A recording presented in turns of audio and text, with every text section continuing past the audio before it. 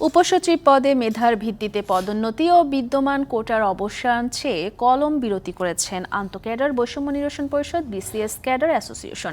৩ দফা দাবিতে ছিল তাদের এ অবস্থান। বাংলাদেশ পরিসংখ্যান ব্যুরোতে ১ ঘণ্টার কলম বিরতির মাধ্যমে প্রকাশ্যে আন্দোলনে নামার ঘোষণা দিয়েছেন ২৫টি ক্যাডারের কর্মকর্তারা। পর্যায়ক্রমে তারা মানববন্ধন ও সমাবেশও করতে চান। তাদের দাবি, উপসচিব পদে মেধার ভিত্তিতে পদোন্নতি চেয়ে বিদ্যমান কোটার অবসান। বৈষম্য নিরসনে সকল ক্যাডারের সমতা চান তারা। প্রত্যেকটি ক্যাডারেরই যার যার লাইন পোস্ট সচিব পর্যন্ত হওয়া উচিত, একেবারে শুরু থেকে শেষ পর্যন্ত, যাতে নীতি নির্ধারণী পর্যায়ে গিয়ে সে যে অভিজ্ঞতা থাকবে সে অভিজ্ঞতা থেকে সে যাতে চূড়ান্তভাবে সিদ্ধান্ত গ্রহণে সে জাতির সেবায় অংশগ্রহণ করতে পারে। কোটার বিরুদ্ধে আন্দোলন করে আমার ২,০০০-২,৫০০ বাচ্চা শহীদ হলো, ৫০,০০০ আহত।